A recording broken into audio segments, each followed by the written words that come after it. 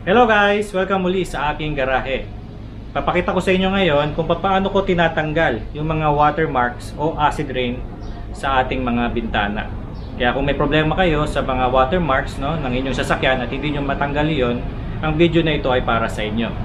Kaya bago tayo magsimula guys, pakisuyo na mag-subscribe muna kayo sa aking channel.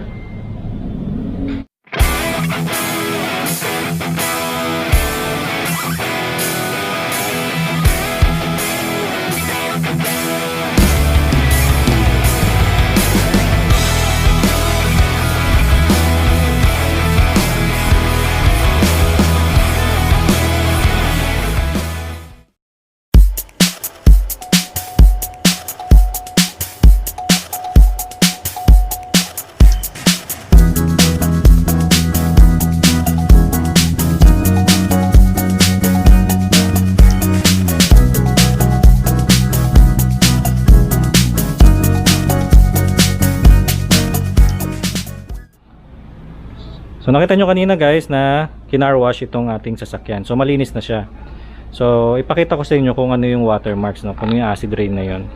Sa mga sasakyan ko kasi wala siyang masyadong acid rain kasi ang technique ko dyan, kapag nababasa siya ng ulan, pag nagdadrive ako tapos umuwi ako, hindi ko siya pinababayaan na naka-pirme yung tubig, pinupunasan ko kaagad siya. So yung isang technique, para hindi kayo magkaroon ng acid rain, kasi napakahirap tanggalin ng acid rain o watermarks kung wala kayong tamang produkto. Kaya ang isang tip, pagka naulanan kayo sa daan, pag uwi ng bahay, kailangan punasan ninyo siya. Syempre kung wala kayong garahe, nasa labas ang inyong sasakyan, wala kayong choice kundi lagi kayong magkakaroon ng watermarks o yung acid rain. Kaya minimal yung acid rain dito sa Hyundai Accent na to, at yung Montero Sports ko wala talagang acid rain yun, as in zero, So pakita ko sa inyo ito kung nakikita ninyo, ayan. So wala wala dito sa driver side, kita nyo ba? Wala wala siya dyan, wala kayong makikita ang acid rain. Dito second row meron.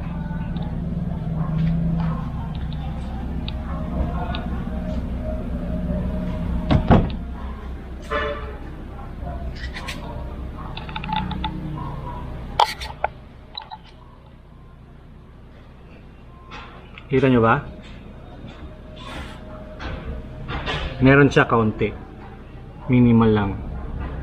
Sana nakikita ninyo kasi maliit ang screen na itong action camera ko. Pero meron siyang acid rain. Kaunti lang. Maliliit lang. Okay. Ito ko sa inyo kabila.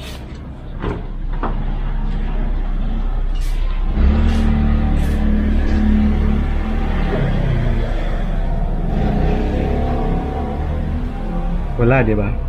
Wala siyang acid rain.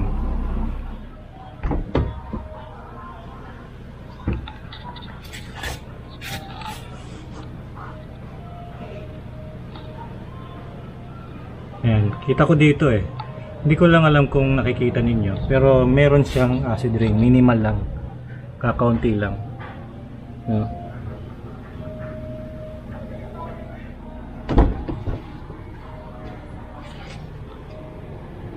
Okay? So, paano ba tanggalin yung watermarks na yan? Yung mga acid rain na yan. Yan yung papakita ko sa inyo sa video ito. So, ano ba mga kailangan natin? Alright guys, ito yung ating mga kailangan sa pagtanggal ng watermarks. So, yung acid rain na tinatawag. Unang-una, kung madumi ang sasakyan ninyo, kailangan ninyong ng glass cleaner. Okay? Ito yung ginamit natin nung naglinis tayo ng windshield, di ba? Nag-detail tayo ng windshield, Lalagay ko yung link sa description tsaka sa ating cards. Ito yung ginagamit nating lagi na glass cleaner. So kung madumi ang glass niyo, gagamitin muna niyo ang glass cleaner, Hugas. Lilinisin niyo muna yung inyong windows ng glass cleaner bago niyo i-apply yung watermark remover. Okay? So kung malinis naman yung window nyo tulad nung ating Hyundai, kasi 'di ba kinarwash naman natin siya, so hindi nyo na kailangan ng glass cleaner. So didiretso na tayo sa ating watermarks remover, So, maraming mga produkto guys, no, na design para tanggalin ang watermarks, no. Isa na to, itong turtle wax na to. Ito yung ginagamit ko before. Clearview Rain Away. Yan. Ang problema kasi dito, nahihinaan ako dun sa formula niya. Mahirap siya magtanggal ng watermarks, no. Ewan ko lang kung ano yung experience nyo dito. Experience ko kasi dito, hindi siya ganun kagaling. Hindi siya ganun kaganda, no. Hindi siya ganun ka-effective. Napakahirap kuskusin. Kuskus ka na ng kuskus, nandun pa rin yung watermarks. Yun lang yung opinion ko, no. Ewan ko lang dun sa kung sa inyo, kung natry nyo na rin itong watermarks remover nito. So maraming brand sa market, okay, na pwede nyo gamitin. So yung ginagamit ko guys, no, ito Kiva Acid Rain and Watermarks. So itong Kiva ay local brand ito. Ito ang brand na nagsusupply sa akin ng mga sabon sa laundry shop ko. So meron din silang mga products na pangkotse. Ang problema, hindi na sila nakakapag-supply sa amin kasi lumayo na sila, nasa Cavite area na sila. So pagka nagpadala sila ng produkto dito, mag-ship sila ng produkto sa Quezon City, napakalaki ng shipping fee, kaya hindi na kami nakaka-order sa kanya. So ito na lang yung mga leftover na produkto nila.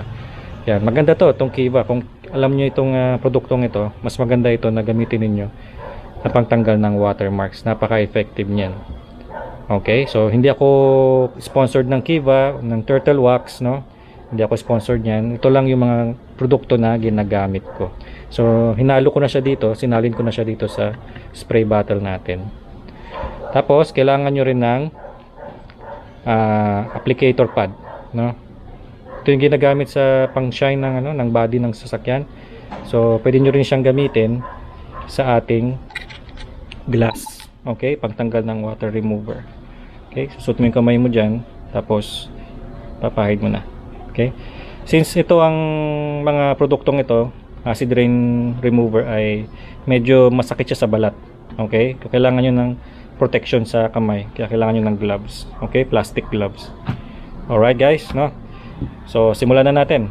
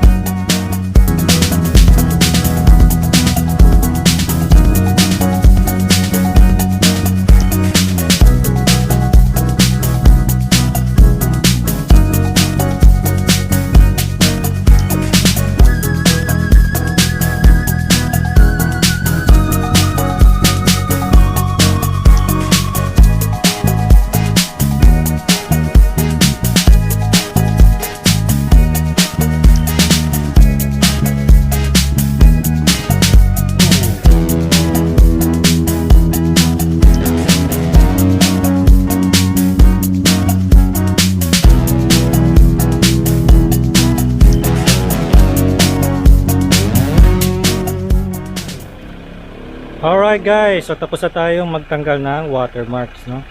Bagong car wash din ang ating sasakyan. No?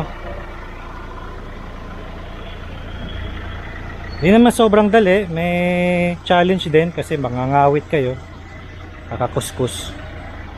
Kailangan nyo kasing kuskusing mabuti para matanggal yung watermarks. Ayan. Wala na siyang watermarks.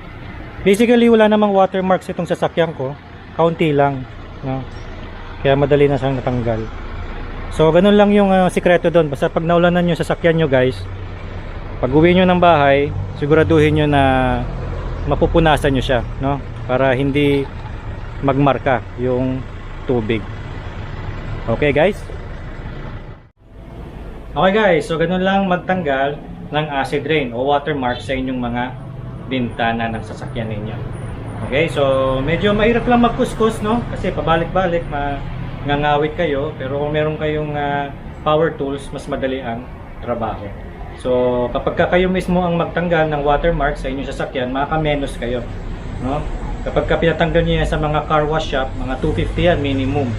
So nakatipid kayo guys, di ba?